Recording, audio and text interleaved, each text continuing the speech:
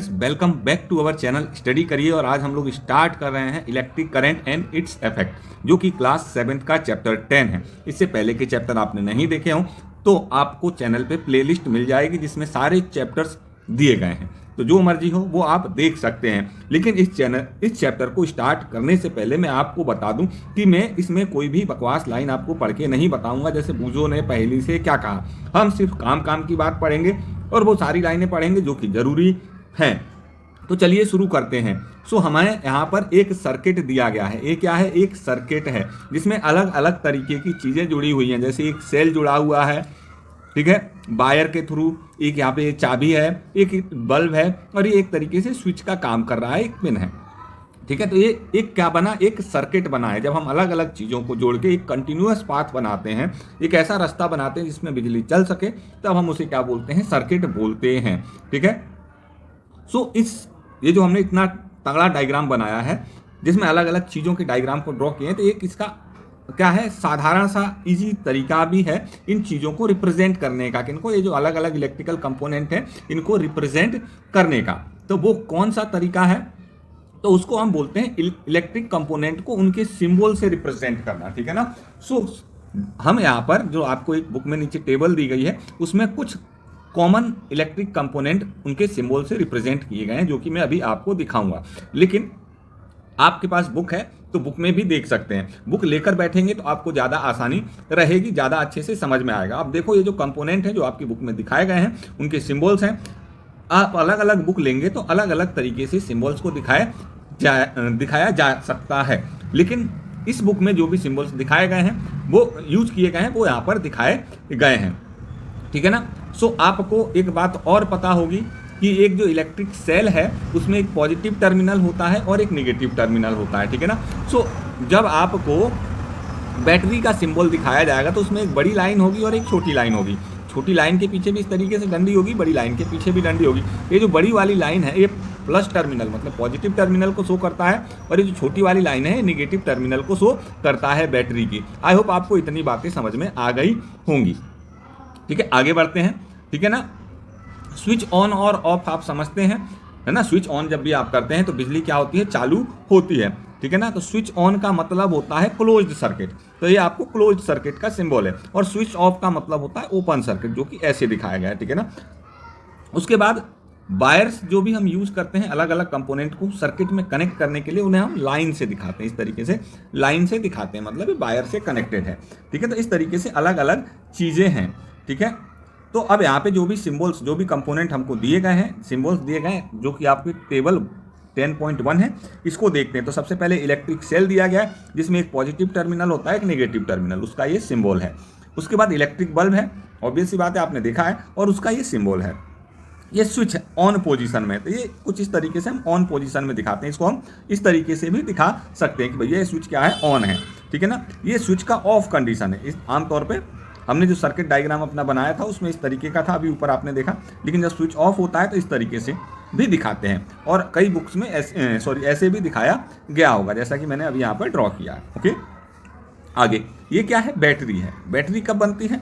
जब एक से ज़्यादा सेलों को हम आपस में जोड़ देते हैं, ठीक है ना। जैसे एक फर्स्ट सेल है, ये सेकंड सेल है। फर्स्ट सेल के नेगेटिव टर्मिनल को दूसरे सेल के पॉजिटिव टर्मिनल से जोड़ दिया, और इसी तरीके से हम जोड़ते चले जाते हैं जिस हिसाब से हमको बैटरी चाहिए होती है, ठीक है ना। तो बैटरी क्या होता है? कॉम्बिनेशन ऑफ 2 और मोर सेल्स होता है, बाकी कुछ नहीं है। उसके बाद वायर है। वायर को इस तरीके के हम सिंबल क्या करते हैं? सिंपल एक लाइन से दिखा देते हैं।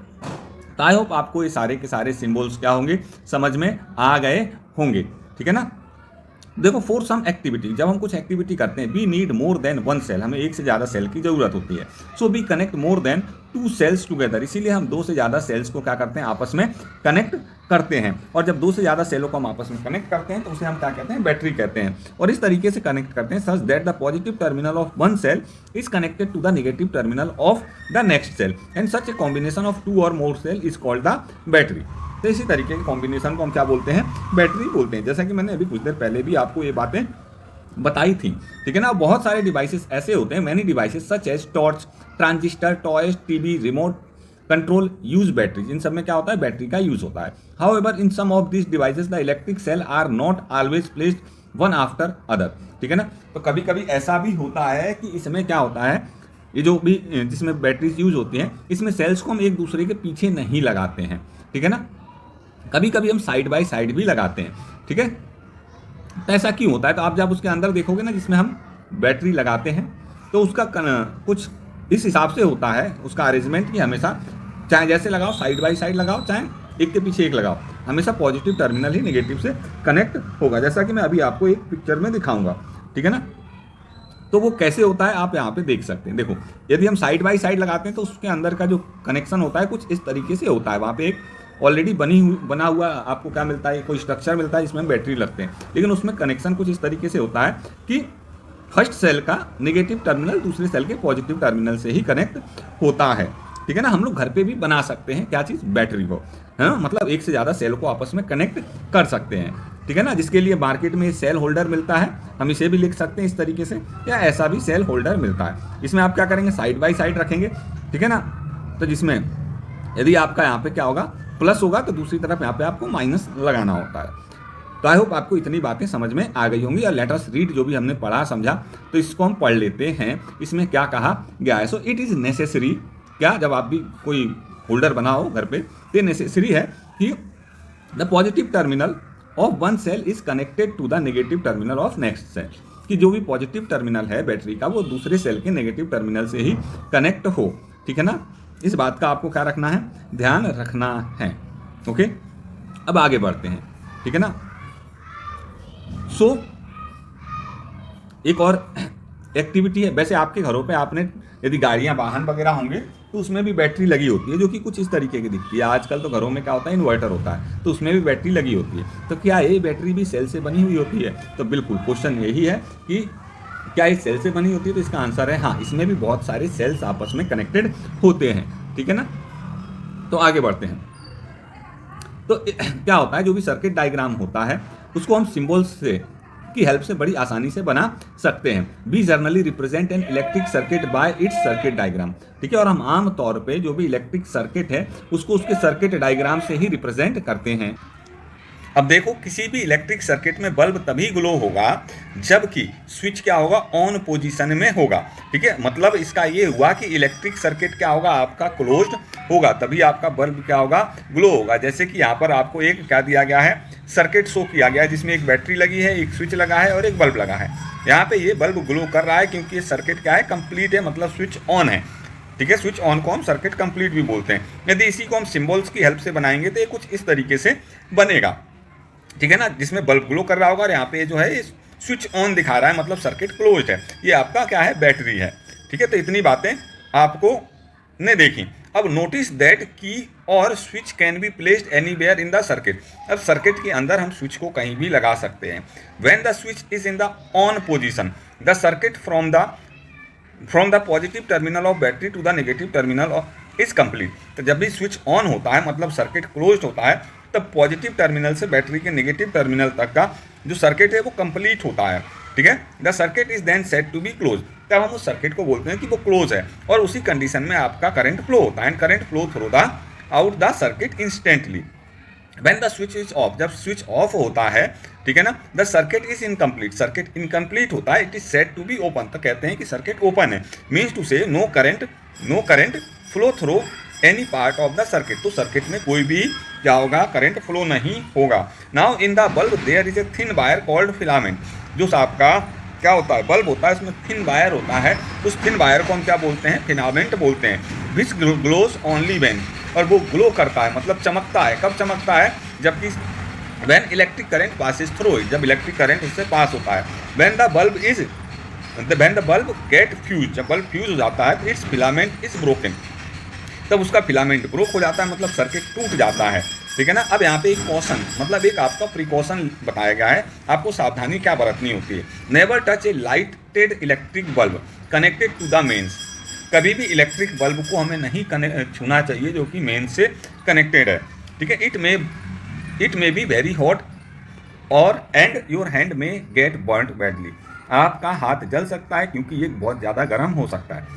Do not experiment with the electric supply from the mains.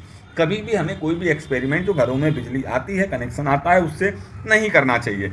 जो भी हम एक्सपेरिमेंट करते हैं वो सेल के साथ ही करते हैं। यदि हम मेन सप्लाई से करेंगे तो हमें झटके लग सकते हैं, करंट लग सकते हैं, जो कि बहुत ज़्यादा डेंजरस हो सकते हैं। ठीक है ना, इसीलिए हमेशा always use electric cell for the activity suggested here. ठीक है, जिससे कि आपको झटके नहीं लगेंगे, आप स्वस्थ रहोगे। ठीक है, कोई नुकसान नहीं होगा। So keep this in your mind, इसको आप बिल्कुल अपने दिमाग में बिठा लो। Now it is the filament of the bulb is broken, if the filament of bulb is broken.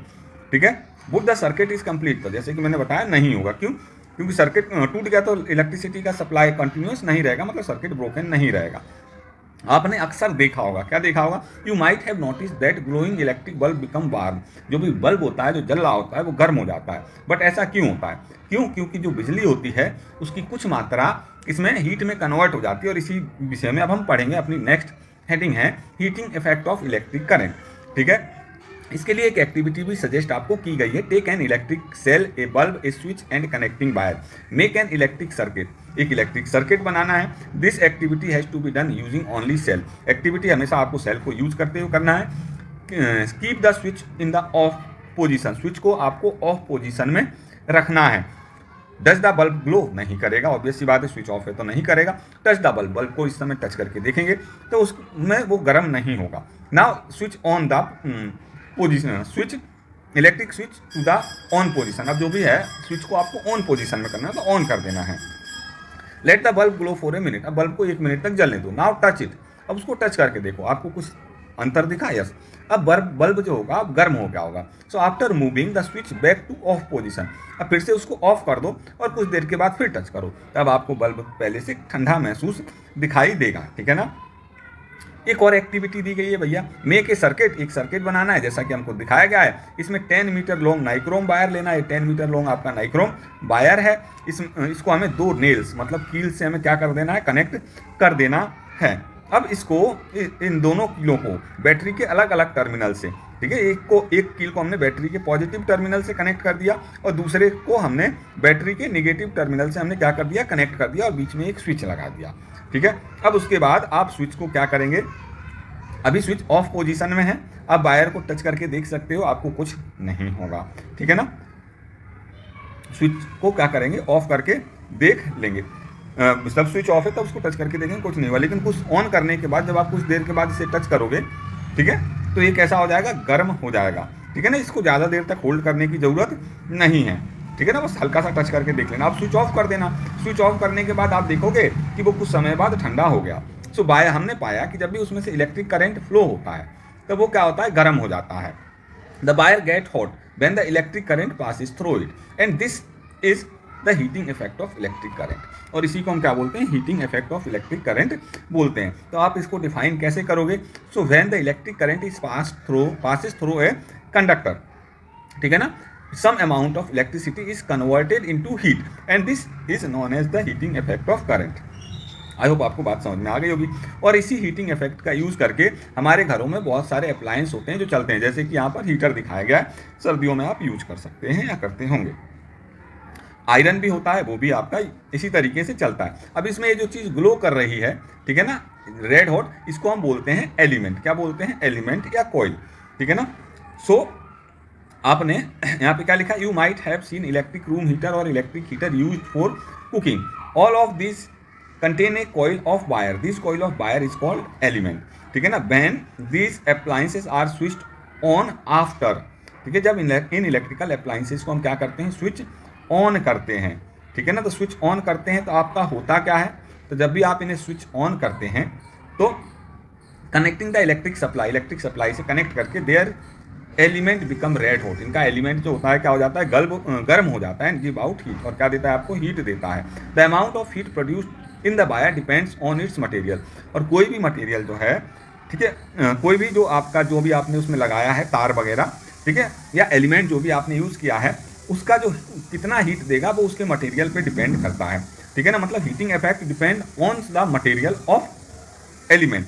दूसरा, length and thickness of element. Thus for the different requirement, the wire of different material and different length and thickness are used। इसीलिए हम अपनी heat की capacity के हिसाब से, ज़रूरत के हिसाब से अलग अलग वायर्स का यूज करते हैं। ठीक है ना। Wire used for making electric circuit do not normally become hot. और हमारे घरों में जो तार यूज़ होता है जिससे इलेक्ट्रिसिटी सप्लाई होती है वो आम तौर पे क्या होता है, गर्म नहीं होता है, ठीक है ना। वहीं पे जो इलेक्ट्रिकल अप्लायंस होते हैं जैसे कि हीटर हो गया, आयरन हो गया, मतलब प्रेस, इस्त्री, ठीक है, तो ये क्या होते हैं, गर्म हो जाते हैं। क्यों? क्योंकि उसमें एलिमेंट्स ऐसे ही यूज़ होते हैं।